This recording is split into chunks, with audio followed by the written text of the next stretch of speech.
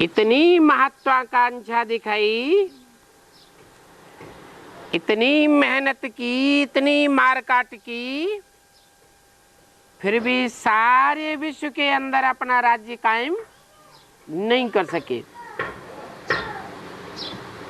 चाहे वो नेपोलियन हो, मुसोलिनी हो, हिटलर हो, हिंसा के आधार पर कोई भी विश्व के ऊपर राज्य स्थापन नहीं कर सका। हिंसा प्रबल करता है या निर्बल करता है? कौन करता है? निर्बल हिंसा करता है। ऐसे निर्बल हिंसा करता है। निर्बल माने जिसमें बल है ही नहीं, वो हिंसा करता है कि प्रबल हिंसा करता है? प्रबल हिंसा करता है और निर्बल हिंसा को सहन करता है। तो रावण और रावण की मंदोदरी नाम क्या रखा गया? मंद उदरी। मंद अर्थात निर्बल है बुद्धि, बुद्धि रूपी पेट निर्बल है या प्रबल है? निर्बल है, मंद उदर वाली है। उदर माने बुद्धि रूपी पेट। कहते ना तुम्हारे पेट में बात पचती नहीं है, तो बात इस पेट में पचाई जाती है या इस पेट में? है बुद्धि रूपी पेट में बात पचाई जाती है। तो उसका नाम रखा गया है मंद उदरी। जो घर गृहस्थ को संभालेगी, बाहर की दुनिया देखेगी ही नहीं, तो बुद्धि विशाल बनेगी या संकुचित बनेगी? निर्बल बनेगी। निर्बल बनेगी। तो भारत की कन्याएं माताएं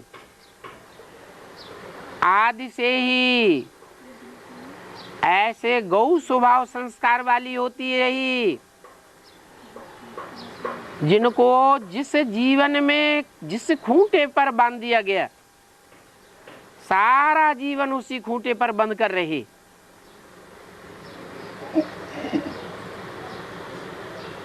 बुद्धि बाहर फैलने वाली नहीं बनी। और ऐसी पवित्र कन्याओं माताओं ने घर गृहस्थ को अच्छी तरह से चलाया। जबकि देखने में आता है विदेश की कन्याएं माताएं चारों तरफ दुनिया में घूमती हैं।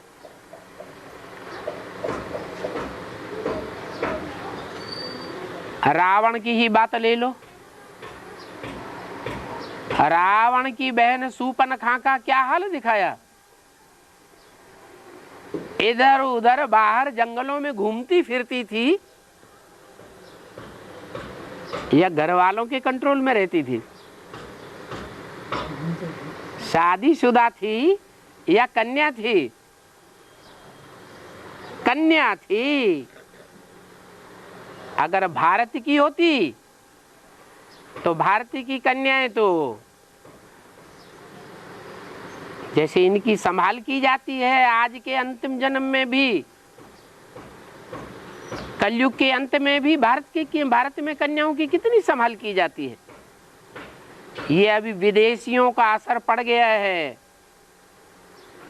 विदेशी शिक्षा का, विदेशी संस्कृति का, जो भारत में भी कन्याएं माताएं भाइयों के पिताओं के कंट्रोल से बाहर हो गई है।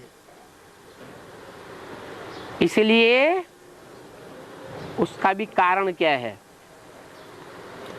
उसका कारण ये है अभी भगवान आया हुआ है, तो भगवान किसको सपोर्ट करता है?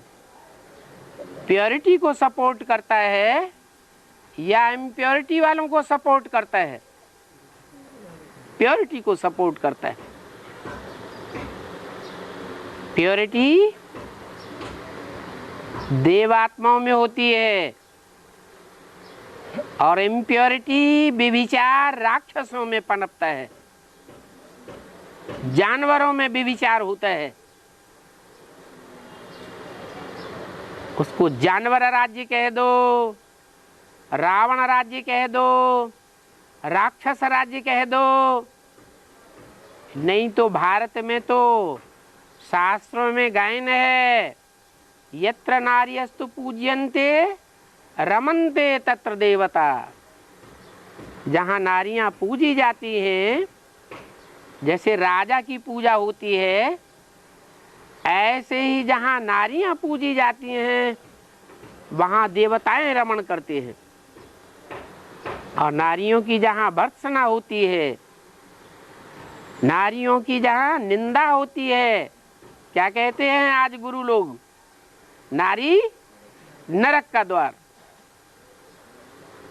नरक का द्वार समझते हैं और छोड़ छाड़ करके भाग जाते हैं, यतीम बना करके भाग जाते हैं। तो ऐसे राज्य को कहा जाता है रावण राज्य। वो रावण का राज्य पुरुष प्रधान राज्य है, वहां स्त्रियों को कोई महत्व नहीं दिया जाता। कोई कहे इंदिरा गांधी को महत्व दिया गया ना, अरे वो तो तब दिया गया जबकि भारत में भगवान आ गए, तो वो प्रभाव पड़ता है। जो ईश्वर आकर के वाइब्रेशन फैलाता है तब प्रभाव पड़ता है, नहीं तो देखा जाता है कि 2500 वर्ष की हिस्ट्री में कन्याओं माताओं को कोई प्रधानता नहीं दी गई, उनको अबला समझा गया। आज भी अबला हैं।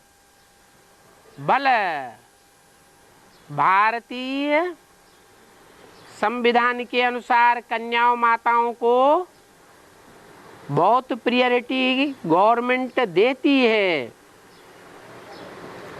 समान पदों पर आसीन होती हैं, ऊंची ऊंची कुर्सियों पर चुनी जाती हैं। फिर भी उनके घर परिवार के अंदर घुसकर देखा जाए कि सत्ता किसके हाथ में रहती है? पुरुषों के हाथ में रहती है। वो रबर स्टंप बन जाती है।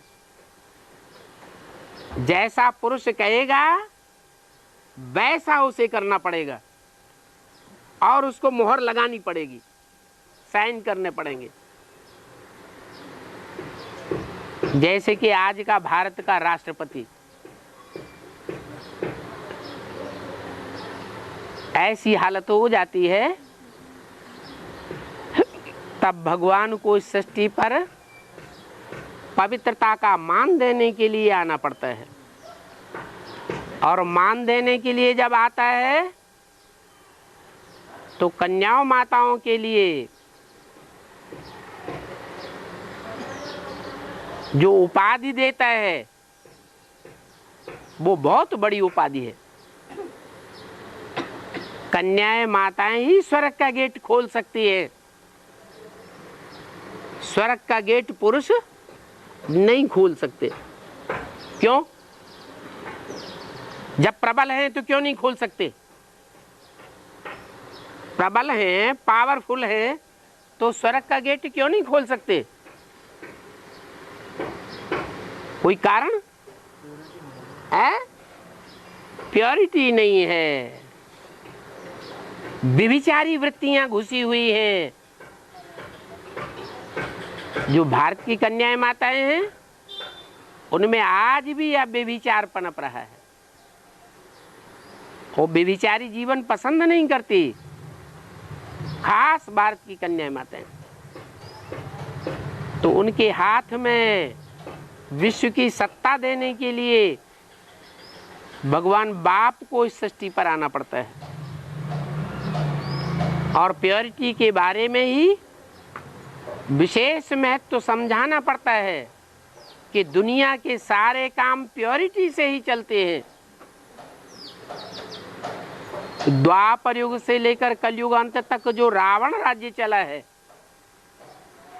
वो रावण राज्य के मूल में भी मंदोदरी का रावण के प्रति विशेष सम्मान का भाव रावण राज्य चलाता है।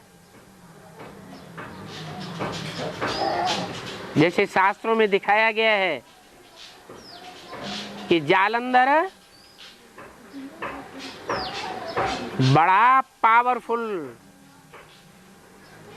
राजा हुआ, विश्व विजयी हुआ,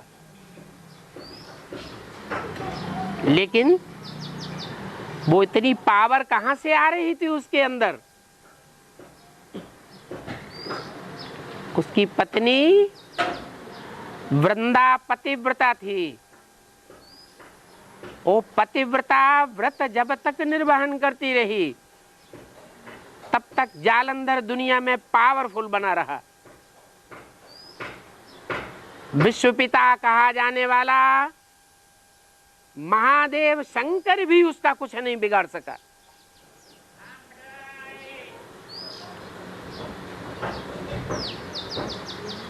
पर जब वृंदा का सतीत्व नष्ट हुआ, ऐसे ही जालंधर की शक्ति जाती रही। माना पुरुषों को भी जो शक्ति मिली है इस रावण राज्य में, वो किसके संग के रंग से मिलती है? वो कन्याएं माताएं हैं जिनके संग के रंग से पुरुषों में प्योरिटी आती है, जिस प्योरिटी के आधार पर वो कन्याओं माताओं के ऊपर ही कंट्रोल करते हैं।